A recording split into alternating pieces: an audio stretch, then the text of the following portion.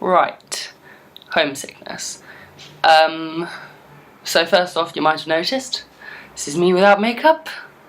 This is gonna happen sometimes. So yeah, this is my face.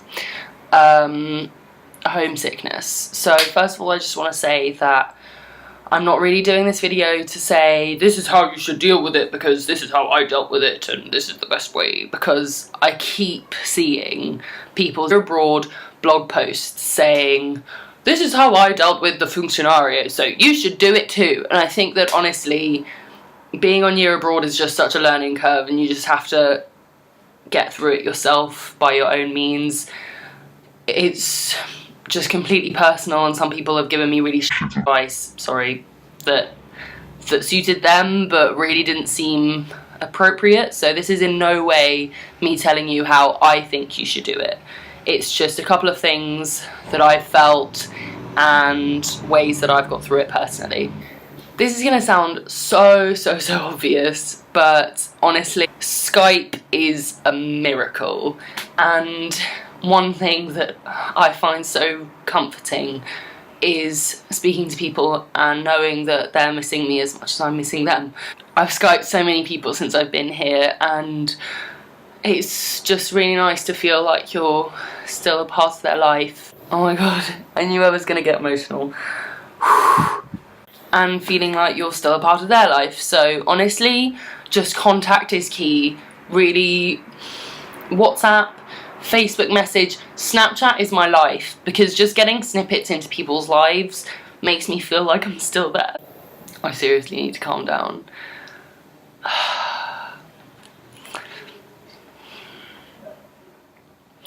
It makes me feel like I'm still there. Being able to say, oh my god, look, I did this today, and have people say, that's great. It's just really nice. I'm not gonna lie, I'm still massively dealing with not just homesickness, but also uni sickness and friend sickness, because you're basically trying to establish yourself in a completely different place. And one thing that really affected me was that funny is my thing, that's how I make friends. And on one of the first days I said to my housemate Gloria, I don't understand your joke, and she said, oh, don't worry, I don't get most of your jokes. And that was like a bullet to the chest, because if I'm not funny, then I'm just the weird English girl, you know? So keeping in contact is key. I've Skyped every single one of my close friends since being here, and actually having them tell me about their life makes it easier, because obviously they want to know what you're getting up to, because it's like weird and different and interesting and adventurous. But actually just getting an inkling into their everyday life that used to be your everyday life is really comforting. Something else that's really quite controversial that I have found is doing the complete opposite. If you're so close to someone that it hurts being away from them, sometimes it is just easier to cut them out. And that's horrible to say, but I know that my mum's going to watch this and she's going to know exactly what I mean, because she does it too, and we've both told each other that sometimes it's just easier to pretend like nothing's happening and just cut that person out for a while, because it means you don't really have to think about it. It's just horrible, but that's the way I'm currently dealing being away from.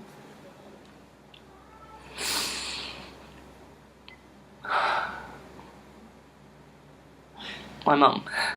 One actually good thing about being over here and it being like an obligatory part of your uni degree is that there isn't any going back. You can't go home, you can't stop, you just have to get through it.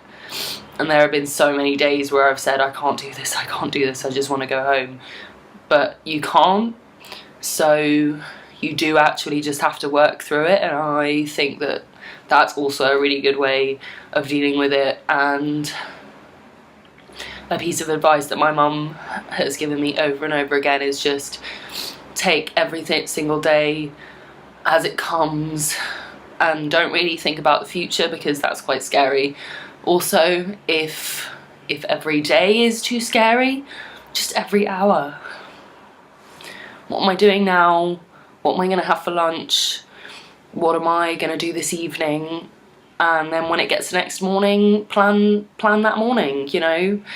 Because so many of us have found all the paperwork and work in general absolutely exhausting and stressful and tiring and really upsetting, in the sense that it's just emotionally, physically and mentally draining. And so I have honestly just been taking every day as it comes, putting off important paperwork, because to be honest, they're gonna wait for it. If you're not entirely in control of it, like I still haven't sent off my Erasmus Plus grant traineeship agreement because my school hasn't filled it in yet, and that's actually something that I can't control, which is a relief because it means that it's something less that I have to be in control of. And my god, is there a lot of so much responsibility, and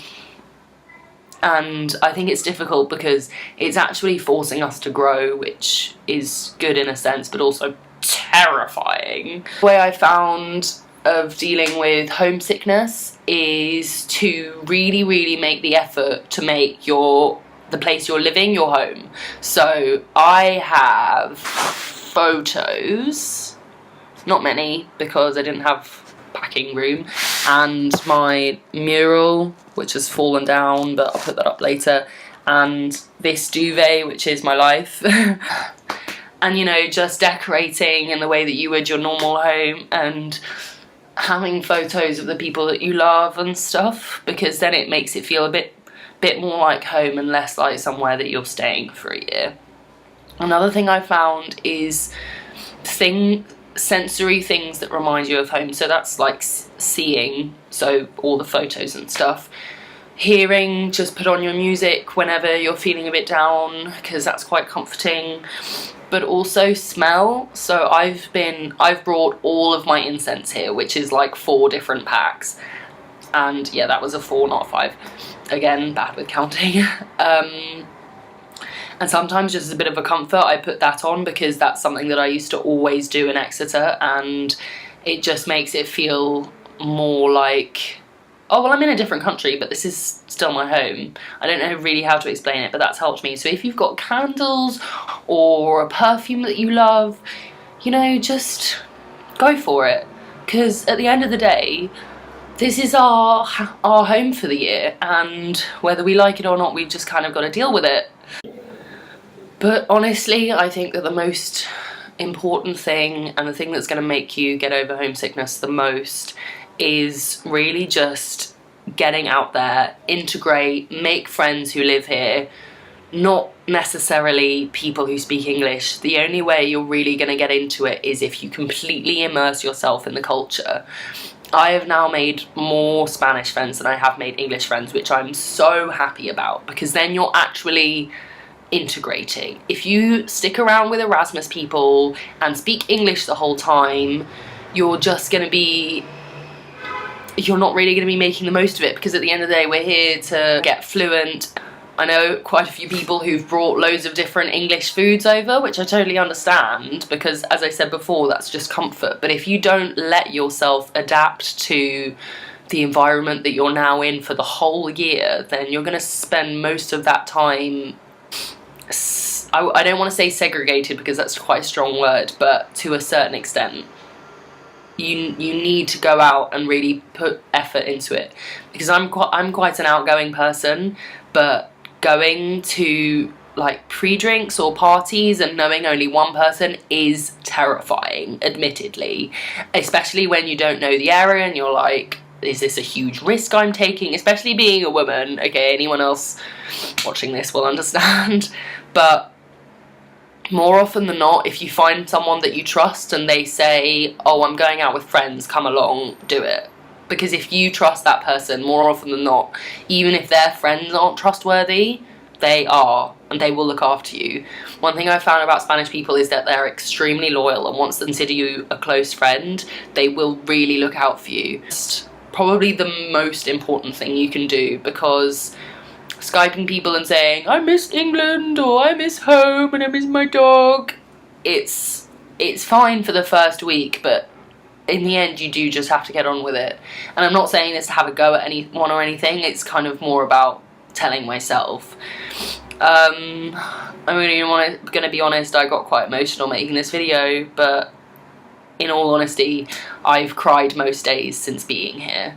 Not because I'm sad necessarily, but tiredness, stress, work-related issues, all the paperwork from Exeter University. Actually got an email from the year abroad people yesterday saying, please stop sending us emails because you need to remember how busy we are. I'm sorry.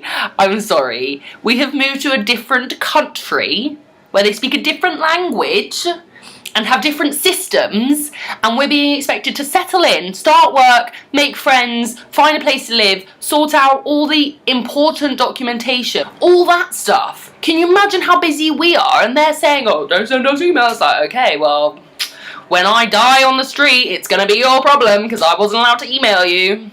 Yeah, I don't really know where I was going with that. This has actually more been an insight into my difficulty with homesickness than helping anyone else, but I hope that the way I found around it helped other people. And by no means I'm saying, this works, trust me, because I mean, you saw me getting emotional. I'm still not over homesickness, and I'm not going to be for a while. I've only been here 2 weeks, and that's normal. So if you've been there a month and you're still homesick, just... it's scary, and it's completely fine if you need to or want to break down. You don't have to be a rock. The only person that you're supporting is yourself. And so let yourself be vulnerable. Let yourself cry your eyes out if you need to. Everyone's having a tough time, but every single person who's talked to me about year abroad has said it's going to be the best year of your life. And even if it's not, from what I've heard, it's going to be pretty decent. So just because it's difficult right now doesn't mean it's going to stay that way. You just got to power through. Oh, and I just want to say a shout out to one of my absolute best friends, Kirsty. She commented on my blog. I don't know how she knew that I needed it or why, but it was just something really silly, and it was, hello, I love you, why are you stressed, please be happy, you are my bae, in all capitals. And